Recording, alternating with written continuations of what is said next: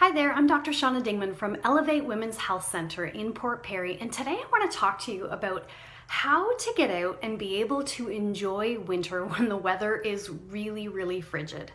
If you're like me, I found that as I've gotten older, I don't like winter more and more. Like, I really would love to be at a point in my life where I can fly down south for the coldest 3 or 4 months and enjoy a beach and a nice warm sunshine and a drink on the patio this time of year. But we have kids and our life is not there yet. So we have had to figure out how can we, despite the cold, how can we still get out and enjoy the weather and get fresh air and stay moving and stay engaged in our Canadian life. So I'm actually, as I'm filming this, we are actually experiencing the coldest days that we've had yet this winter. In fact, the buses were canceled yesterday for extreme cold.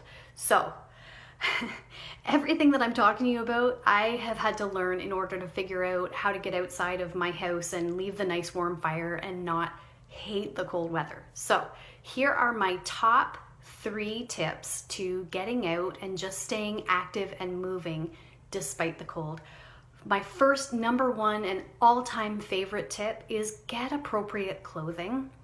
I don't like wearing hats, I don't like mussing up my hair, and I don't like that bundled feeling of having multiple layers on. It's heavy, but it's so worth it. The worst feeling is feeling that deep cold that's right in your bones all the time. And so I've really found that buying clothing that is specially designed for cold weather makes a great big difference. So a couple of things that I do have is my husband bought me for Christmas, well, he's over the last few years, he's bought me a number of articles that are like plug-in heated clothing. I have this fantastic sweater that actually has a battery pack, and around the back of it, it gets warm. Actually, it gets really warm. So having that makes it easier to go skiing, tobogganing, snowshoeing, those kinds of things outside. I have a set of battery-powered insoles for my boots and for my ski boots, and that's made a difference too. Those little hot packs that you buy in boxes at Costco.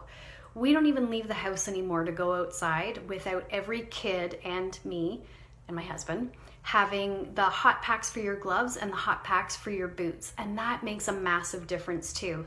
And just buying a jacket too that is designed for really extreme cold. So those Canada Goose jackets are amazing, but they're super expensive. So I have one that's not a Canada Goose, but it's that style of jacket. It's really long. It goes down to my mid shins.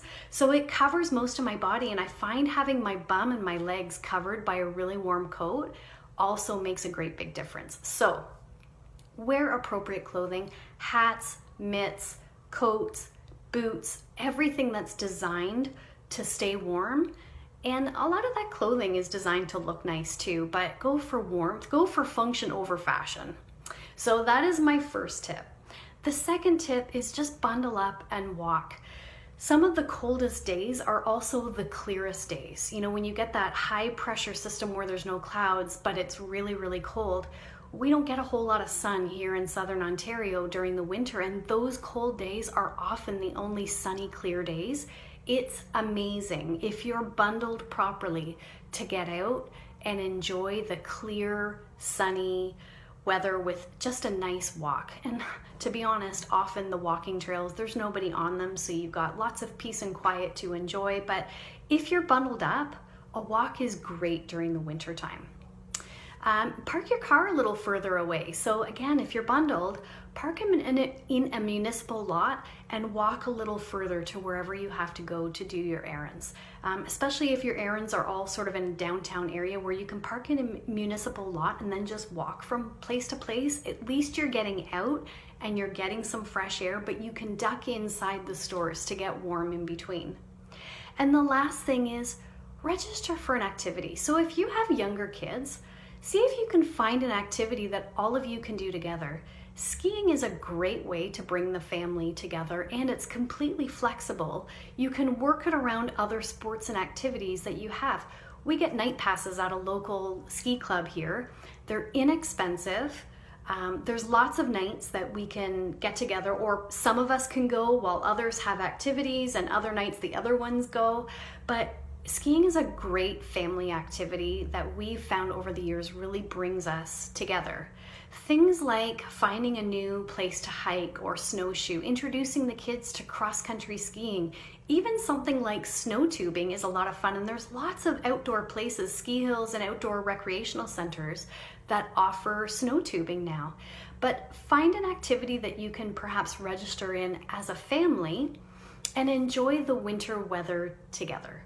So I hope those are tips that work for your family. If you have any other ideas, I would love to know what they are. We're always looking for new ideas. So make sure you put them in the comments, or you can message me back and let me know what they are. And if you have any questions or anything I can do to help, just let me know. Movement is health, and getting out and being active despite the cold weather is absolutely essential for your good health. And so whatever you can do to make it not only tolerable but enjoyable is a great health strategy. I'm Dr. Shauna Dingman from Elevate Women's Health Center in Port Perry. Have an awesome day.